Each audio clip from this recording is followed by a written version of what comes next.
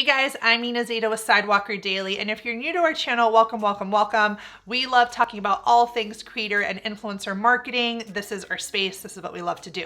Now, when it comes to pitching to brands, if you just look at this channel and look at the number of videos that we have on brand deals and pitching, I actually did it this morning, and there are tons. So pitching, working with brands, all of that good stuff, helping creators monetize by working with their brands is what we do here at Sidewalker. It is our passion. We love seeing you win. The amount of testimonials, as you can see on the screen, are crazy. This is our happy place.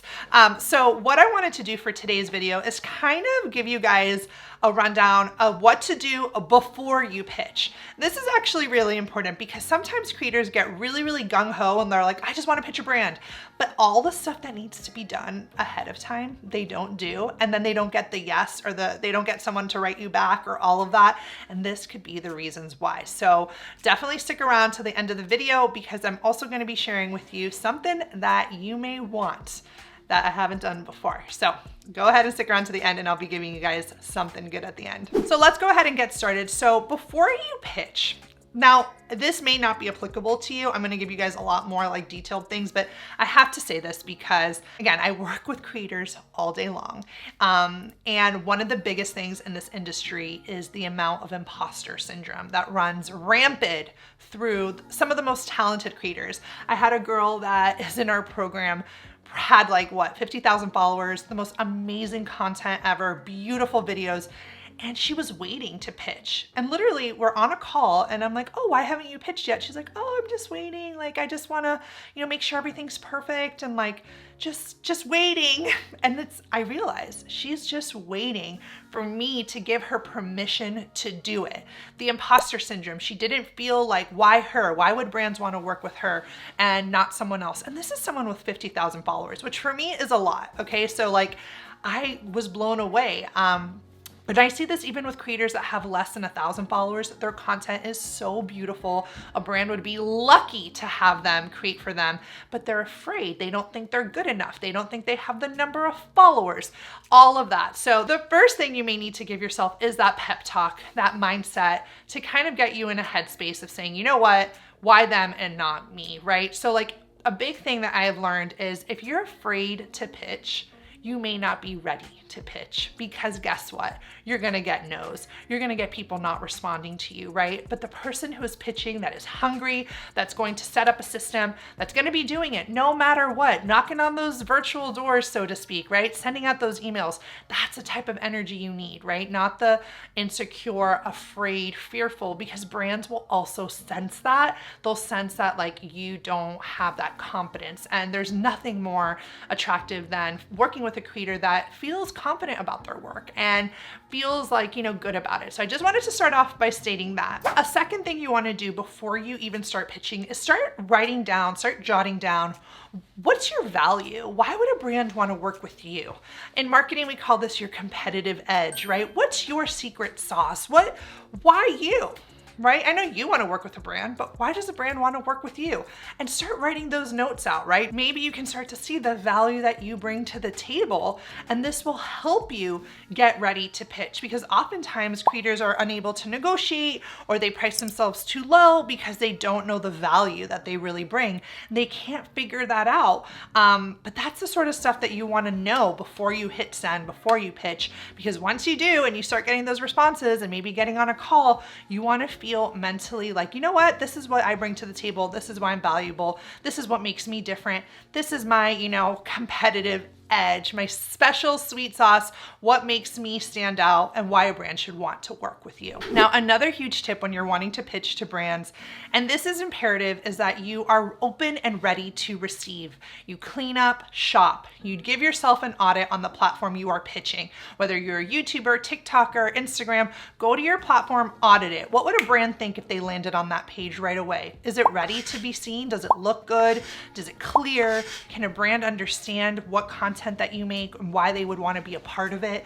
Give yourself a self audit because here's the thing, first impressions mean something. And I'm going to give you guys an example actually on the brand side. So you guys may or may not know this, but I actually work with brands on their influencer campaigns. So a brand will come and hire our agency and say, we want to work with influencers. This is our budget. Make it happen. So we're on the marketing side.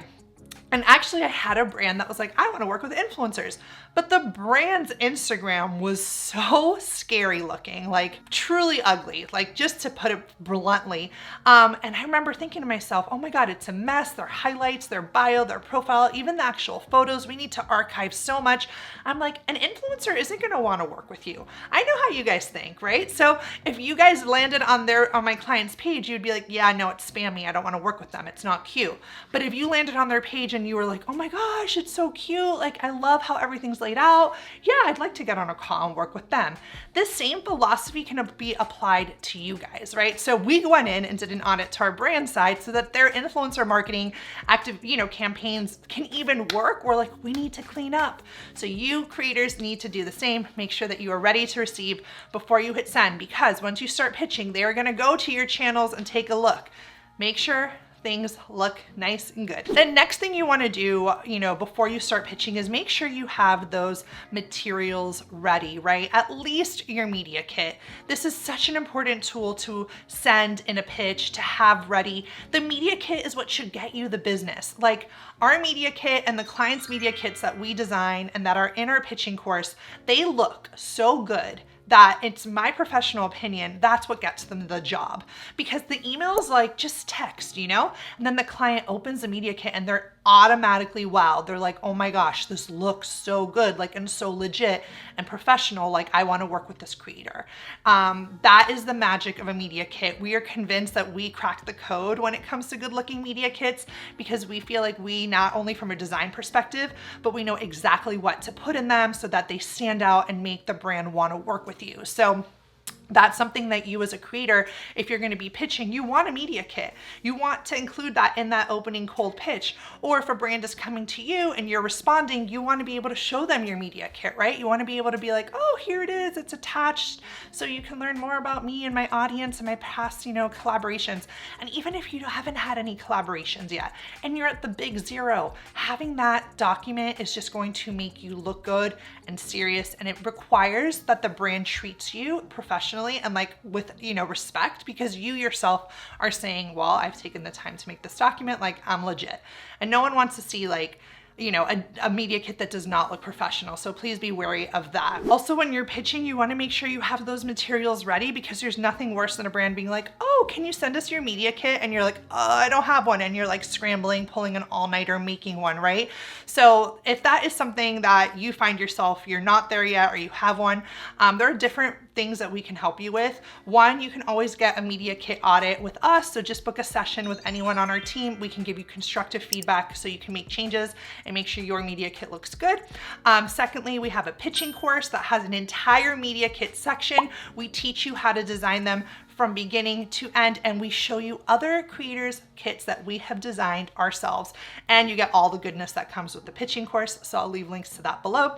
And then thirdly, we also have a design studio. So if you're like, you know what, I don't want to do it, can you guys just do it for me? We can do that as well, and I'll leave a link to our design services below. Now, before you start pitching, a really, really important step, guys, is to organize your outreach. You want to have a system in place so that you know what you're pitching, right? So like at Sidewalker, we know like Mondays or Tuesdays or whatever day you want to choose, this is our pitching day. This is when we're researching brands, understanding their key messages, getting the emails, their contact emails, finding out who's the main person on the account, whatever. But come up with a system so it's not like, oh, okay, I want to pitch to a brand today. Who should it be? Like, none of that. That wastes time. You want to have a system in place so that you are regularly pitching. The idea is not to do all the pitches in one day. Like maybe you can get to 5, 6, 7 in a day, and then you're like, all right, I'm going to wait for follow-ups. Unless your entire job is going to be focused on pitching, which in that case, good for you. But if you have other things to do, pitching is just a component of it. So once you're able to get through the pitches that you sent, then you can move on to the next batch the next time you dedicate to it. This is something that you can be doing weekly. So definitely come up with a system to organize your outreach effort so that you're organized and clear and can start reaching out. Now, if you made it to the end, you're in luck because I promised you guys a freebie. We have our pitching to brands checklist. This checklist is to help keep you guys organized and make sure that you have everything that you need before you hit send on that pitch email. And it's gonna help you, it's just gonna be a really good resource for you to just have in mind so that you're like nice and set so that you can start pitching and getting those paid brand deals. So if you want that freebie, go ahead and click the link below to sign up and we will send it to you guys ASAP. Anyways, guys, I hope you enjoyed today's video. If you have any questions, leave them in the comments below. If you need help pitching, do yourself a favor, check out our pitching course, literally our signature course full of hundreds of testimonials.